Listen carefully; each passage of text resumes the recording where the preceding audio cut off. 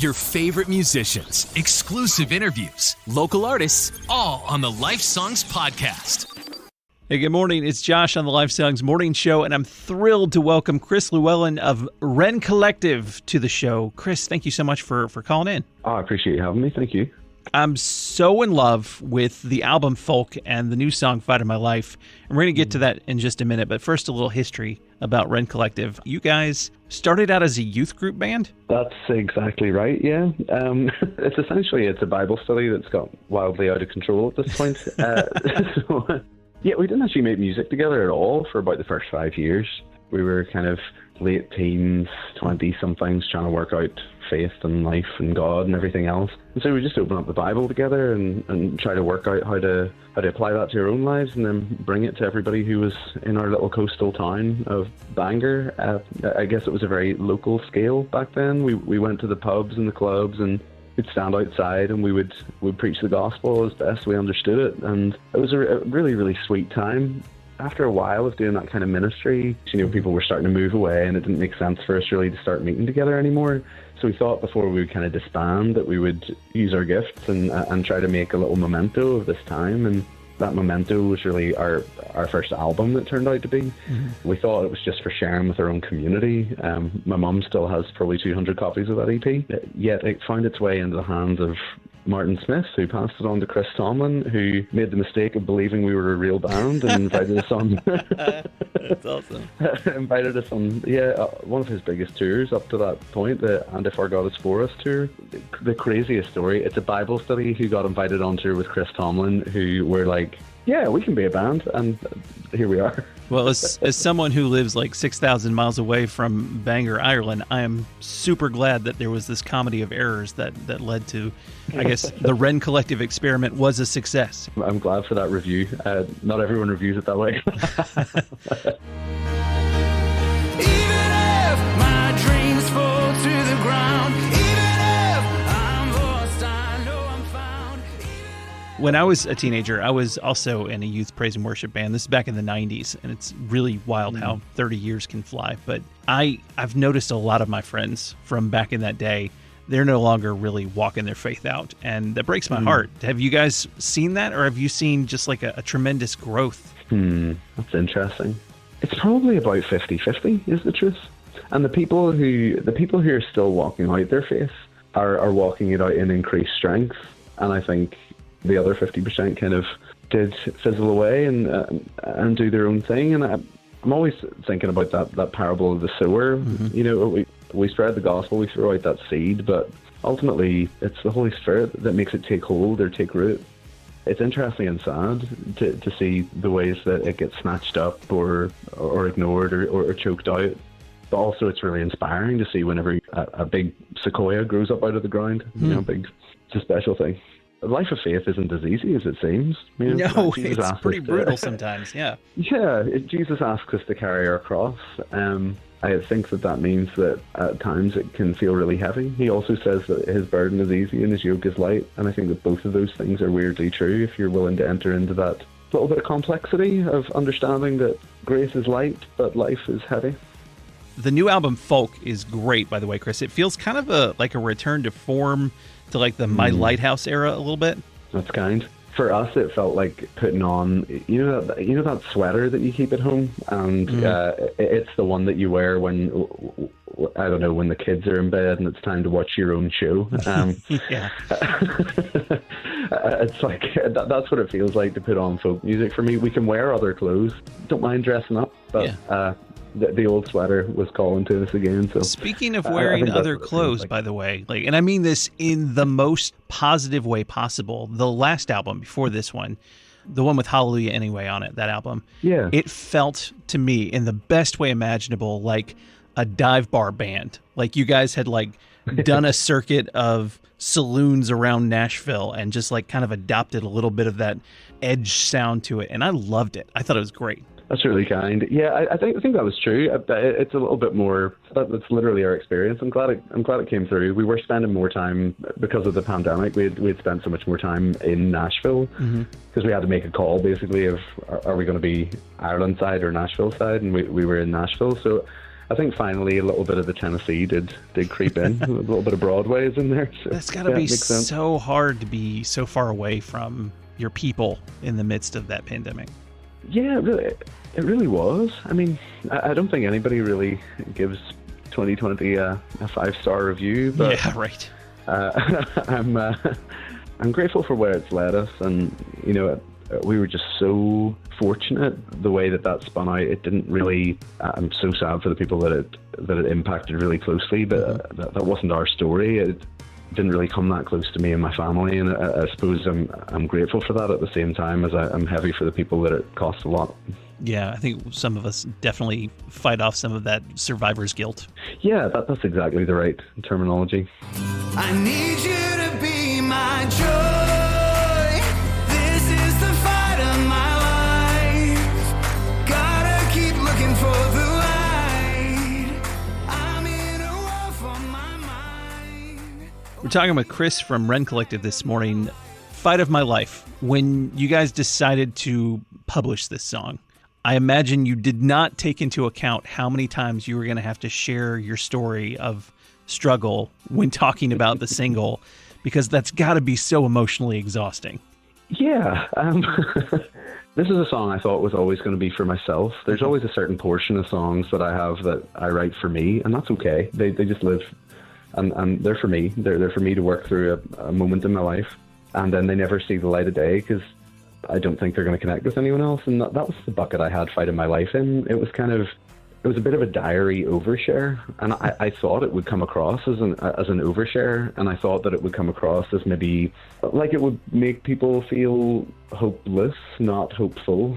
And yet I played it for my wife and some of my close friends, and they just said, you know, honestly, this is one of the most resonant songs that you've ever written. It feels like you're talking about an actual human experience and not just talking about theology. Yeah. And it was at that point that my ears started to perk up, and I was like, I wonder if I take the risk of talking about this journey, if it will bring people on board and it will maybe give people a little bit of language to talk about their own struggles. And it's been amazing to see the response.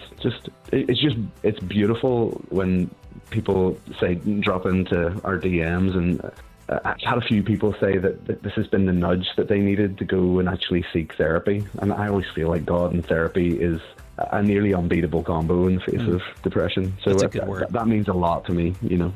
I'm so grateful that your story told through this song, Fight of My Life, is able to give people that vocabulary, to give people that reminder that they're not going through this alone, that this is actually a very common experience. Well, that's right. And it's not even a hopeless experience. I think that's what I love that the song kind of communicates. It even communicates it just by the style of the song is almost at odds with the content. It's like the most upbeat song that you've ever heard about depression. You've got this manicness in the lyrics and this edge to it, but the song is all joyful and happy and folky. Yeah, exactly. And I really like that. I think that reflects something about what it is to walk through depression as a person of faith. As a person of faith, a person who believes that Jesus walks through it with you, there's a sense in which even in those really, really dark moments, there's still joy present with you. It's a fruit of the Spirit, and the Spirit's with us in those brokenhearted moments. So, you know, we talk a lot about this peace that passes understanding. You know, that's a scripture verse, not a me quote. But I also think there's a joy that passes understanding that comes with us whenever we walk with Jesus. You know, it's just the age we're living in, honestly. 95% of people are carrying hard things. And maybe it's middle age too, man. Could be. I mean, the middle age, it's not great. No, it's really not. Like, it's really, really hard. But you know what? That I think in those moments, especially you talk about this in the song, like the hope we have in Jesus of when everything is made right. It's worth holding on to that hope, and this will have been worth it. This valley will have been worth it because there is such joy that we're going to have, and it's going to be no more tears someday, and that's not that far away anymore. Yeah, I'm always heartened by the fact that in the end it's all going to wind up with a wedding and a feast. I can cope with that. Yeah.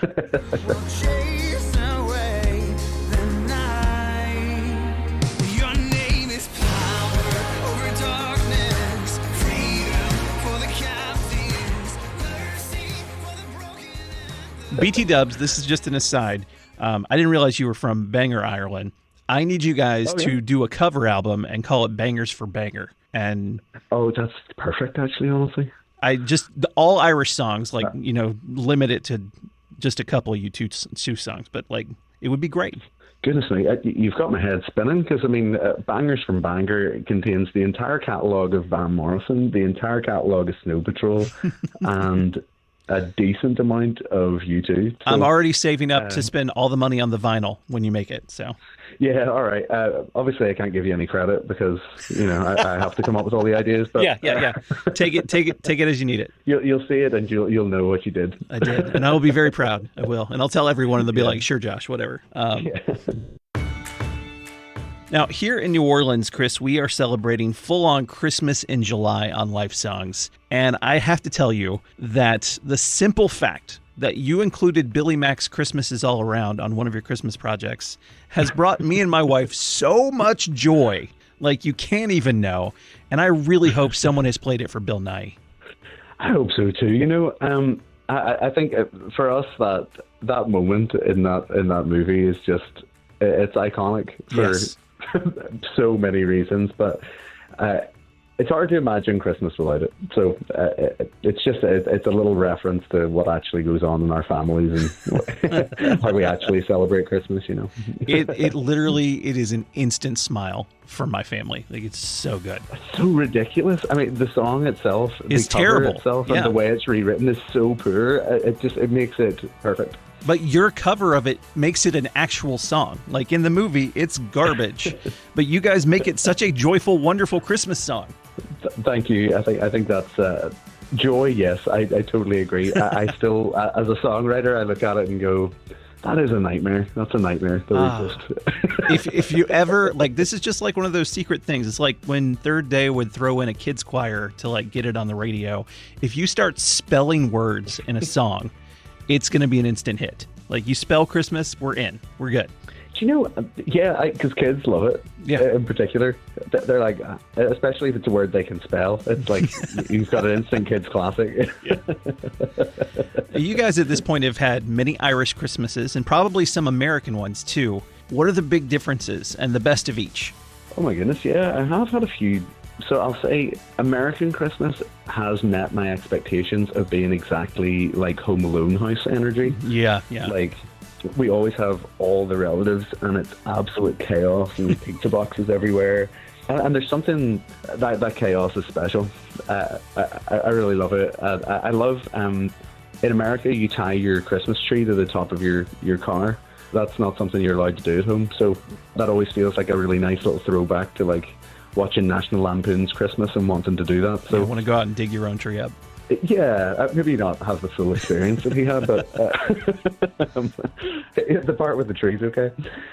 And then I think what's special about Northern Ireland Christmas is just the intimacy. I think particularly about like candlelight midnight services on Christmas Eve in these little parish churches, and then pubs that stay open a little bit late on that Christmas Eve to accommodate it. And there's just something so cozy and like Shire energy. Yeah, that happens. Yeah.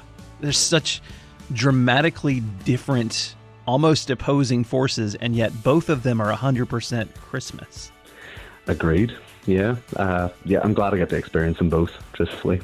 Well, maybe sometime soon you'll get to go experience like an Australian Christmas or a Fiji Christmas or a Hawaiian Christmas and just get away for a little while. Yeah, I think I need to do that for sure. We're working on a Christmas album right now, which in the heat of July in Tennessee, it takes a little bit of imagination, but we're actually in full Christmas mode right now. Chris, thank you so much for talking, for sharing your heart, for the music that you guys are bringing to the table. It's always a joy, and we love you here in New Orleans. Anytime you guys want to come, even not just to play a concert, if you just want to go out to dinner, we'll take you out, okay? All right, I'll take you up on that. Dinner in New Orleans? Yeah. Come on. We do it right. Yeah, you do. Your favorite musicians, exclusive interviews, local artists, all on the Life Songs podcast.